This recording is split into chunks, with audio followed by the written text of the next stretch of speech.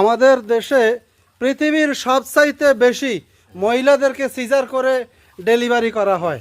একটা মহিলা স্বাভাবিকভাবে বাচ্চা হওয়ার থাকলেও ডাক্তারের কাছে নিলে ডাক্তার বলে যে পানি শুকিয়ে গেছে, বাচ্চা ঘুরে গেছে, বাচ্চা পায়খানা করে দিয়েছে, বিভিন্ন সমস্যা তাদের যেই মহিলাকে তার স্বামীকে ভয় লাগিয়ে দেয়, ভয় লাগিয়ে দিয়ে ডাক্তার সেটাকে সিজার করে।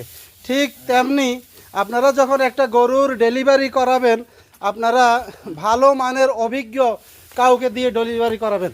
আপনি যখন নতুন কাউকে দিয়ে ডেলিভারি করাবেন, সে ডেলিভারি করতে পারবে না। তো হবে কি, বলবে যে সিজার করেন। আমাদের এলাকাতে এখন সিজার সংস্কৃতি শুরু হয়েছে। গরুকে শুধু মহিলাদের মতো শুধু সিজার করা হয়। এই যে অনভিজ্ঞ লোক দিয়ে প্রথমে চেষ্টা করে, অনভিজ্ঞ লোক যখন পারে না তখন সিজার সংস্কৃতি শুরু হয়েছে। এখানে শুধু এসে এসে সিজার করে। একটা গরু সিজার করতে প্রথমে নেয় 20,000 টাকা, এরপরে 7 দিন ধরে চিকিৎসা করতে আরও 14-15,000 টাকা নেয়। তার মানে কি, খামারিকে মেরে ফেলার সমান।